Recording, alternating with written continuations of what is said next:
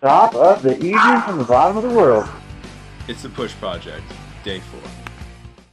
Hello, Doug. Hey, how's it going, John? Excellent. How are you guys doing? Did you have a good day today? We're currently at 8908-391 South, and then we're west 08746.209. Listen, I'm curious. You're really the main person responsible for the entire trip. You're guiding people to the right direction, and if something happens, everybody looks to you, Doug. Can you tell me some things that are going through your mind as the leader, and maybe discuss, some of the top concerns that you have? Well, it's the unknowns of being up here in the polar plateau with the altitude and the coldness. You don't know how people react, and that's my biggest concern. I'm lucky to have a couple great guides. I have Petter and also Tal. Tal's really been looking after Grant quite well. I mean, I've been sort of doing the navigation, and he's really taking care of him. So I'm lucky to have him because there are some serious things that are going on, and there's not a lot of time to react to them. When feet get cold and hands get cold, you have to really do something about it. And I have the experience and I know when those parameters become dangerous, and you have to do something about it. And everybody else is just learning about that right now. Petter's been both north and south probably as many times as I have, so he's pretty well equipped, and he's been helping the camera guys out, which has been just genius. But I have to really give it to Tal. Tal's really been working hard, extra hard, just keeping Grant happy with everything and feeding him and making sure all the batteries are charged for his certain needs. Okay. Terrific, Doug. I know you have a lot to do to prepare for the evening, so best of luck tomorrow, and we look forward to chatting with you then. Okay, cheerio. Here's Grant. Okay, thanks. Good evening, John. Good evening, Grant. You sound cheery as ever in negative 33-degree temperatures. It's just being real. It's negative 43, and that is a really, really, really cold space to be operating in. I mean, we're in a tent right now. All of us are in our 40 below bags, and we're still bone chilled. We're still recovering. We're all laughing. Petter's in here as well. He's like our Norwegian.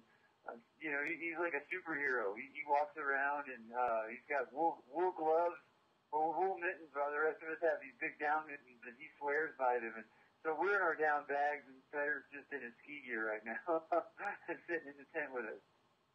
So yesterday, Grant, you talked about how much friction there was in the snow, and you were really worked during, by the end of the day. Now that it's your second day of full travel, are you becoming more acclimated to the South Pole, or was it equally as hard as yesterday?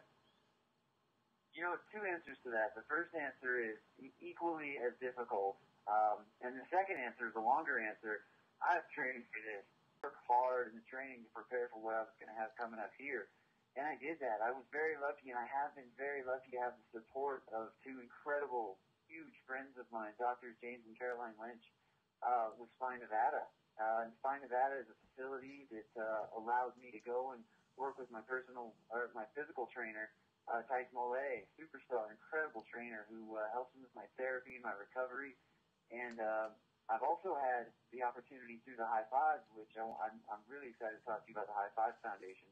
High Fives, how lucky am I? They sponsored me to go down for a whole week and go down to the Core Center and work with a personal hero of mine, Aaron Baker, and his incredible mom, Laquita, and their awesome trainer, Taylor Isaac. And Taylor helped put together a training program that my lead trainer, Sean, my wife, my incredible wife, we both had this awesome in-home scenario, and Taylor Isaac helped put that together where we could optimize the training we were doing at home in preparation for this journey. So physically completely prepared coming into this for the knowns. And there were a couple of unknowns that we couldn't really prepare for. We could simulate the workout, but we couldn't simulate the snow and we couldn't simulate the cold. And both of those elements have been incredible antagonists in the story so far. And it's been a battle to work with them. That's interesting. So was it as difficult to propel yourself forward in the snow? You talked a lot about the friction of the snow being like nothing you've ever seen. Now that you know what it's like, was it a little bit easier? Honestly, not at all. It's again, I gave that idea that if you put Velcro on styrofoam, that's what the snow's like down here. -40 degrees, no moisture in the snow. It's like snow I've never seen before. I grew up in Incline Village in Tahoe. I grew up skiing my whole life. I've been around the world and seen different snows. And Doug told us that this was a different kind of snow with a higher coefficient of friction. And it was far worse in terms of the amount of friction the snow has than I planned for. And yesterday was a huge push. My body was shattered. After we got off the phone, I laid down and I just rested.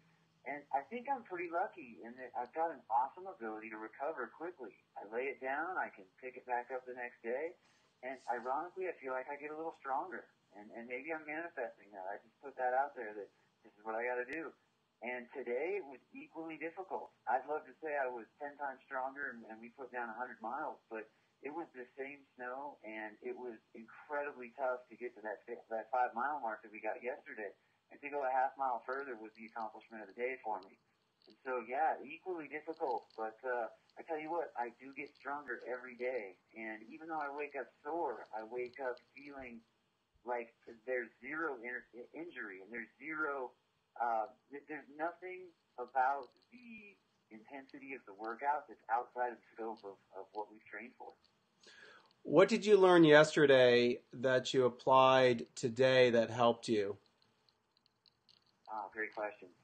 So what I learned today, basically, what I learned yesterday that I applied today was strategy. You know, Doug had talked about how Tal's been incredibly attentive with managing and helping me make sure my calories are. What you've got is Doug is navigating, and Tal and I are working together where we call them NASCAR stops. And we got the ideas all put together yesterday, and we really perfected it yesterday, and today it was very seamless.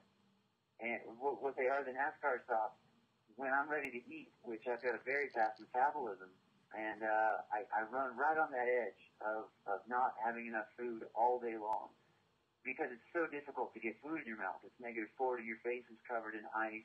Just getting a hand out to somehow get food and put it in your mouth is not only difficult, but that's time that when you stop working out, your body's cooling. And that's time I can't afford with my minimal circulation. So basically, if I'm out of the tent, I have to be moving the entire time with very minimal breaks, very short breaks. And so the NASCAR stops. Cal gives me a look. He's right next to me. He gives me a look like, is it time? And I say, yeah, it's time. And he asks me what I want, you know, whether that's Navitas food piece or if that's a Tonka Bite or a Justin's peanut butter cup or whatever that is. I give him the nod. I let him know. And he blitzes up ahead of me about 30, 40, 50 feet, gets it all ready. And as I come by, I just pull down my mask, and he stuffs it in there. I pull the mask out, and I'm going.